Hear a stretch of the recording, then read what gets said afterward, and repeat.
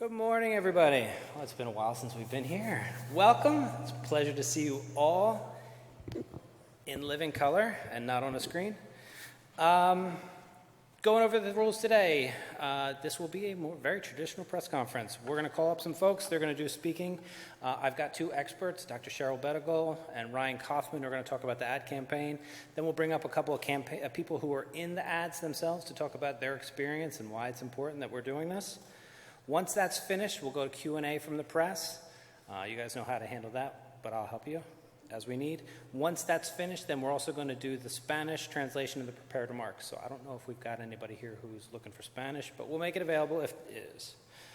With all that said, I'd like to introduce Dr. Cheryl Bettigal, Health Commissioner of the Health Department.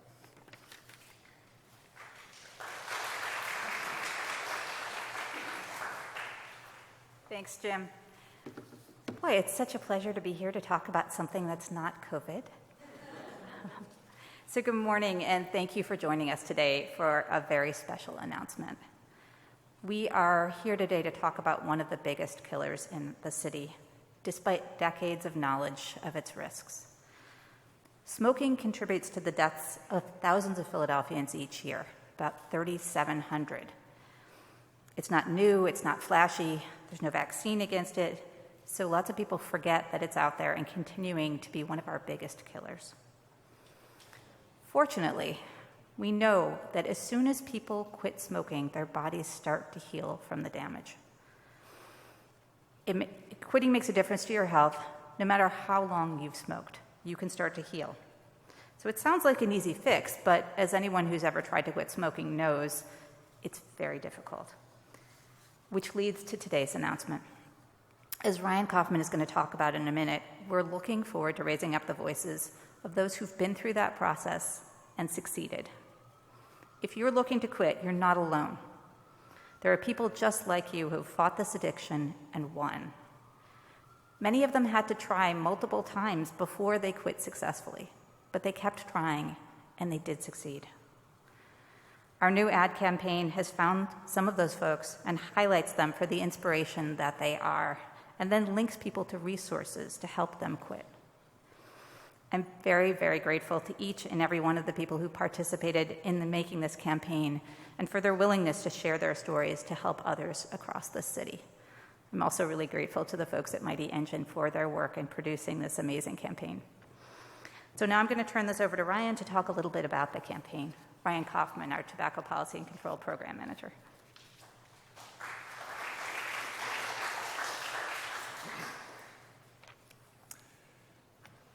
Thank you, Dr. Bettigal, for that inspiring remarks and introduction. Good morning. I'm Ryan Kaufman, the Tobacco Policy and Control Program Manager with the Philadelphia Department of Public Health. It is a pleasure to be with you all today to celebrate the citywide launch of Tobacco-Free Voices campaign. This campaign is not only novel for Philadelphia, but necessary. While rates of tobacco use have declined overall in Philadelphia, tobacco use rates remain higher for LGBT communities, veterans, individuals living with psychiatric illness and substance use disorders, and those working in the food, hospitality, and bar industries. Some of the very communities highlighted in this campaign. These higher rates of tobacco use can be maintained by perceptions both inside and outside these communities that tobacco use is common and even necessary. This perception has largely been created by the tobacco industry to allow them to continue to target these communities for the sake of profit. Despite these perceptions, we know that a majority of folks in these communities want to be tobacco-free just as much as anyone else and are interested in support and help for their tobacco use. The purpose of the Tobacco-Free Voices campaign is to celebrate and share testimonials of individuals from these communities in Philadelphia and show that living tobacco-free is safe and achievable, and to inspire others to see themselves within these testimonials, that if I can quit, so can you. I've had the good fortune to work in a variety of clinical and community settings, providing tobacco treatment over the years. In this work, I've unfortunately heard colleagues make statements to the effect of, they all smoke. You know how they are with the smoking. These statements not only consign others to addiction, disease, and death by withholding treatment for tobacco use, but creates a sense of hopelessness that certain communities are incapable of recovering from their tobacco use. There are a number of resources available for Philadelphians trying to recover from tobacco use. They can call 1-800-QUIT-NOW. That's 1-800-QUIT-NOW for free tobacco treatment medications and counseling, or visit smokefreephilly.org. Many public and private insurance plans also provide coverage for tobacco treatment services, and the city's health centers offer individual treatment to their patients. Lastly, I wanted to offer my sincere and heartfelt gratitude to the local media firm Mighty Engine, who helped develop this campaign, and to all the participants in this campaign who generously offered their time and their willingness to share extremely personal stories in the hopes of helping others to make the same changes in their own lives and to be tobacco-free. The Tobacco Free Voices campaign will launch in 2 phases. Phase 1 will run from mid-July to the end of October and will feature testimonials from new moms, people in recovery from substance use disorders, and a worker in the food service and hospitality industry. Phase 2 will run from early September to the end of October and will add additional testimonials from LGBTQIA+ community members and active duty members and veterans of the armed forces. At this time, it is my genuine, sincere pleasure to share videos from the campaign so that you may hear their tobacco-free voices firsthand. Thank you.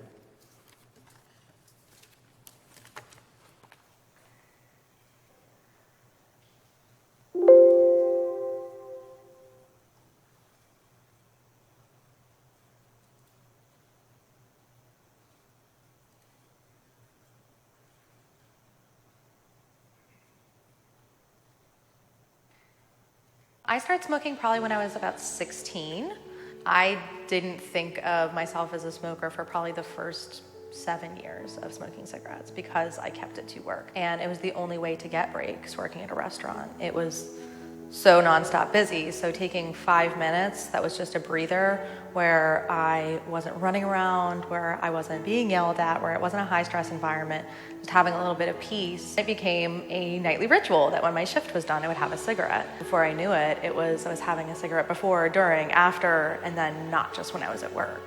It was acceptable to go out and have a cigarette, but it wasn't acceptable to just go out and take a breather. I started thinking about quitting. I was anxious about people's perception of me smoking, but I never took the time to think about how I felt about myself smoking. I was tired of my hair smelling like cigarettes, my clothes smelling like cigarettes. Something that worked for me was cleaning my car. At one point I saw nicotine-stained water dripping down the side, and I was nauseated to think, oh, I'm putting this inside of my lungs. So not only was I not worrying about my mental well-being or my physical well-being when I was smoking cigarettes, I was treating myself poorly. To encourage your employees to quit is to do little things like encouraging fresh air breaks, honestly just incentivizing instead of demonizing it. Give them positive support to say, if you quit smoking, if you take care of yourself, then here's the way that we'll show you that we care about you too. It can be, hey, you've had a really long day, go out and take 5. Just take a fresh air break. If you want somebody to go with you, let me know. I'll watch their tables too. It goes back to showing people that you care about them. A basic human kindness, giving somebody time to eat, should not be surprising. If I need a moment of quiet, I can have it however I need to. It doesn't have to be a cigarette. It would just be checking in with people or catching up on something easy, just a little bit of zen and just a little bit of a shut off from the being on. And having that option has made me way less tempted to smoke cigarettes because I don't have to, the two things aren't synonymous. Breaks and smoking are not synonymous. If I knew somebody was trying to quit smoking at work, I think the number one thing would just be being encouraging and reminding them that you already did step 1 in thinking about quitting smoking. So you don't have to be so hard on yourself. If I can quit, so can you.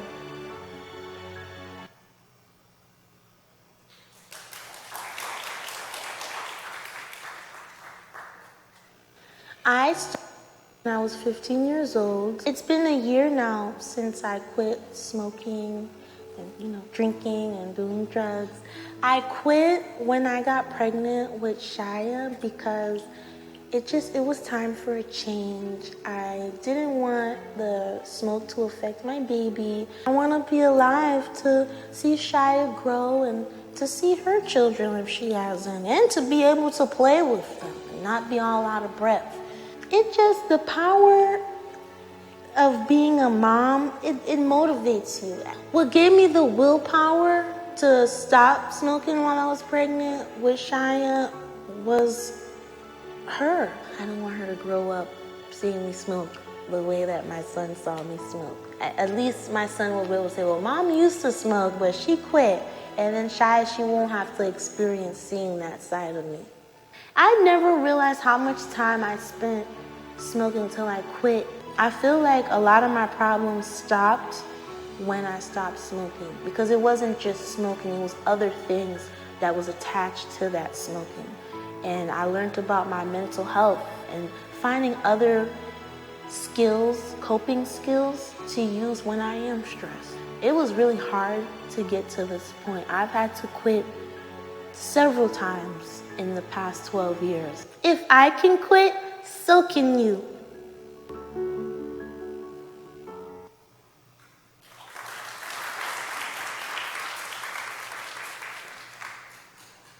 And now let's listen to some of the folks that are here to share some of their stories.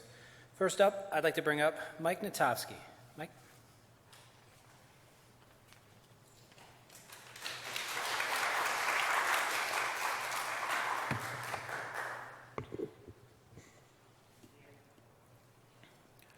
Hello, everyone.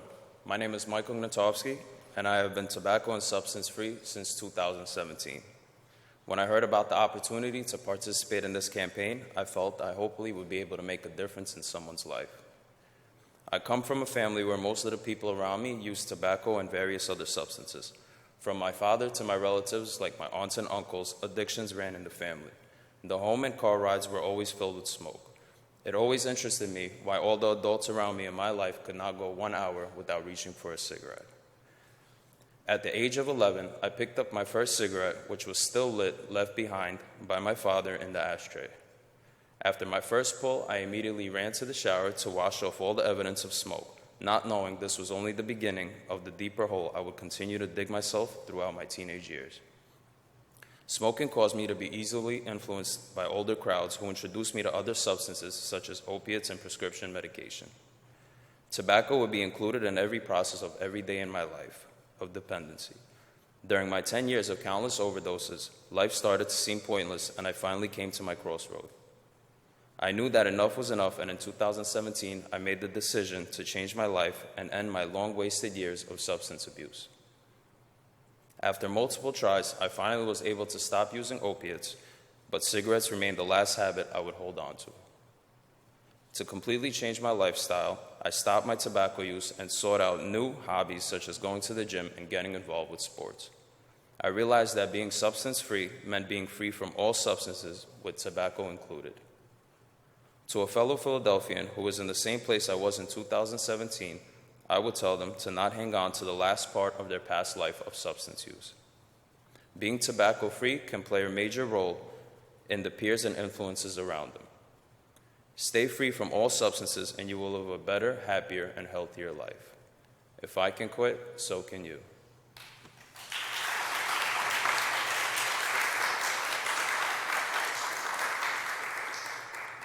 Next, I'll bring up Valerie Andreeva.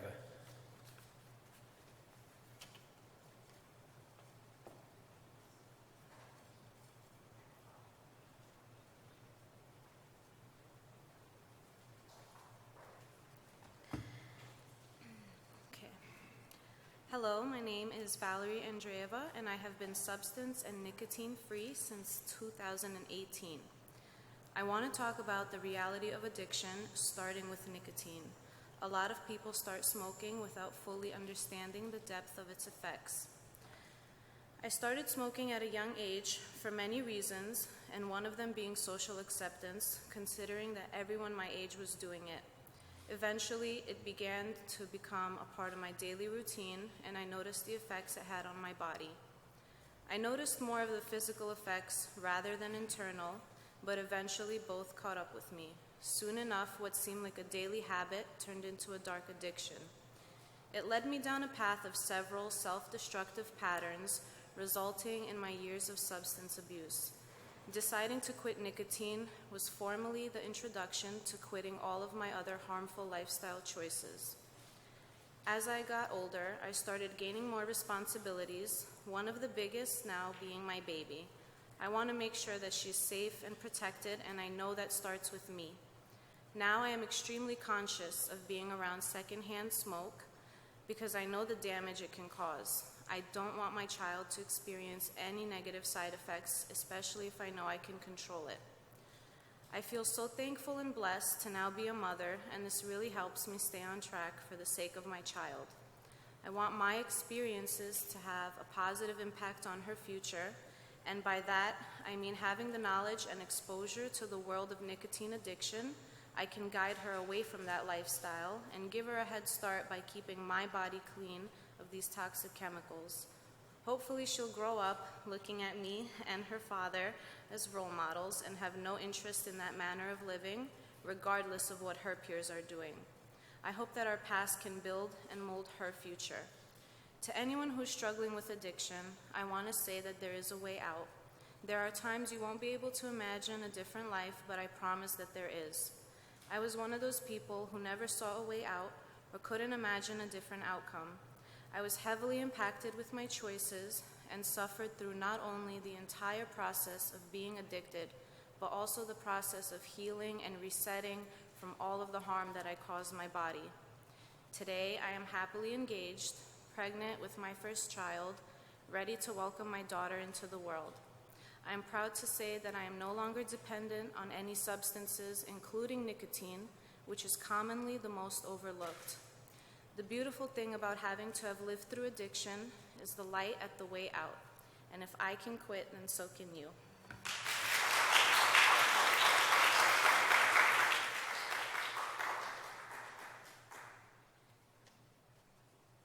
And finally, we bring up David Underwood. Thank you.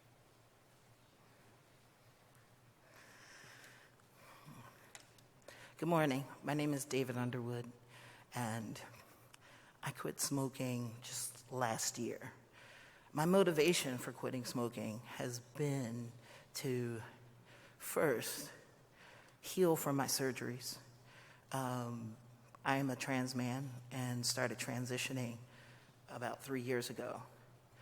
I knew that one of my biggest obstacles for developing my voice and healing from my top surgery would be the fact that I was addicted to tobacco. I smoked a pack and a half a day for, I want to say, 20 years or so. And I knew that I would not be able to continue to be a singer and take testosterone and heal from my top surgery while I was a smoker. My top surgery was in January of this year, and I'm happy to say I'm healing, and other things on my body are healing. My voice has become a lot stronger. After I started taking testosterone in September of 2020, my very pretty mezzo-soprano voice quickly changed. And it was even hard to sing at my father's funeral. But now my voice has become stronger because I'm not dependent on smoking or the tobacco. One of the things that was a big deal for me, being a musician and being a smoker, I definitely took breaks more often when I was singing and playing the piano. It was kind of a crutch, I would say. Now I play a lot longer. When I go out for breaks, it's more of a fresh air break instead of the stressful craving to have the nicotine. I thought that smoking was more of a break from the stress, and I felt as time went on, it became stress-inducing or anxiety-producing. now I can take breaks. I can be with my community. I can talk. I can not feel self-conscious about the way that I smell or that I'm having cravings.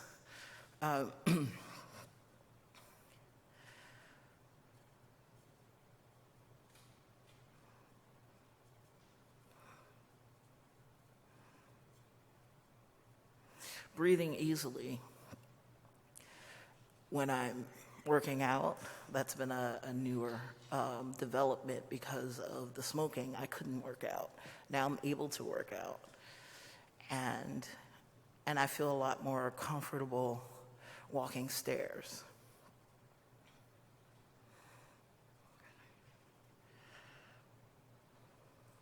My advice, I had a hard time kind of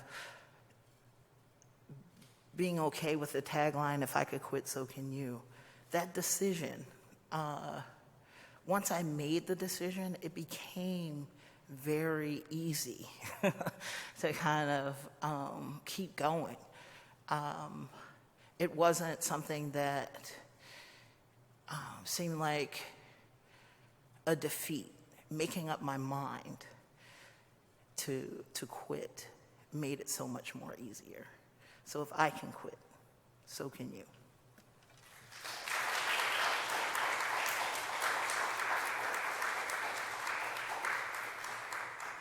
Thank you very much for all our speakers. Questions from the press about the campaign? I love when we answer all the questions. Oh, 1 second, Jason. Pat had her hand up first.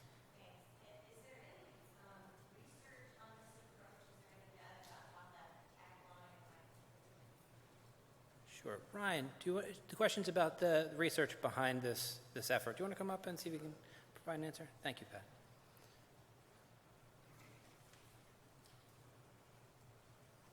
Yeah, thank you for your question. It's a great question. This is a very novel, new approach for the Department of Public Health to highlight the impacts of tobacco use and successful stories of becoming tobacco-free. But the campaign sort of purpose and rationale is very much rooted in the Tips from Former Smokers campaign that has been done by the Centers for Disease Control and Prevention for a number of years.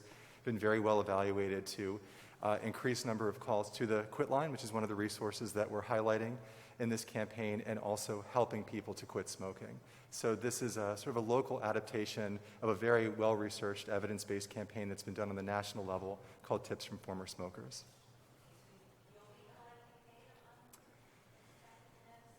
So we'll be working with the local media firm, Mighty Engine, that we mentioned earlier, to gauge reach and impact of the campaign and how it's performing, and then make a decision about how to field the campaign in the future. But this is a new effort, but one that we're very excited about, and based upon a campaign that's done very well nationally.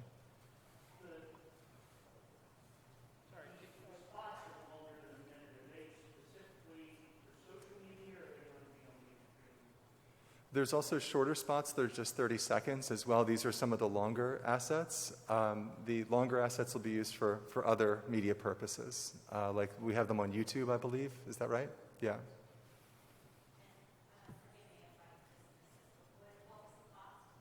So the total campaign cost is $450,000, and then there's $114,500 of city general funds that are contributing to the campaign.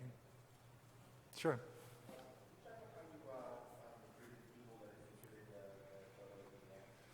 Yeah, so I would defer to the media firm on that particular question. I believe it was through Facebook was one of the main ways that we recruited. We also worked with a lot of local partners that we have in the community.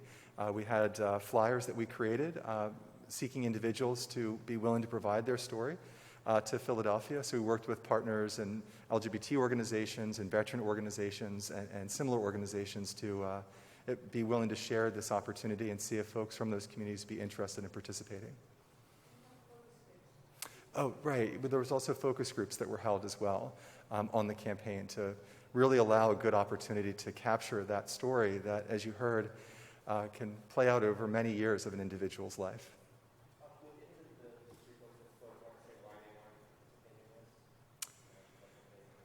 Oh, if anyone who participated in the campaign would like to share why they were interested in participating. sure. I would just offer to anyone that would be interested. Okay. Thanks, Mike. So I wanted to participate in this campaign, so maybe I would be able to make a difference in someone's life, because somebody made a difference in my life, and that was all because I was able to see their steps and the goals that they were able to reach through the process that they took. It worked for me, and I know if I could get my word out there, then somebody will also make a difference in someone's life.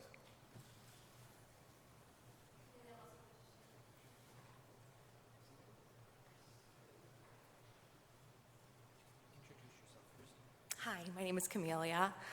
You saw my video earlier. So one of the reasons that it was important for me to do this campaign and really speak out about quitting smoking is because of the stigma that surrounds quitting smoking in my specific industry of hospitality, that it's easy for people to mock it or push it aside or to make jokes about, oh, how many times did you quit this week? And to take it more seriously as an actual serious addiction, something that impacts your health, impacts your well-being, and might have deeper roots to it, it's important to me to make that shift. After years of not taking the smoking as seriously, now I take it much more seriously.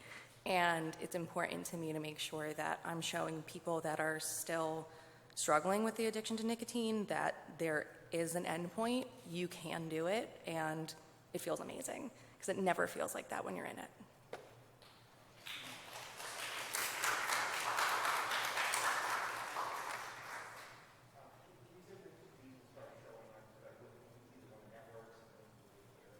Do you have a time frame in front of you? I don't have it in front of me. The time frame for when these are going to air, Ryan. I apologize.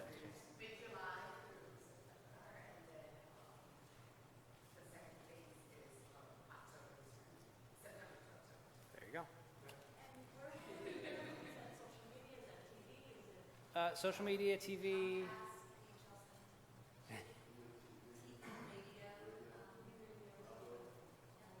Yep.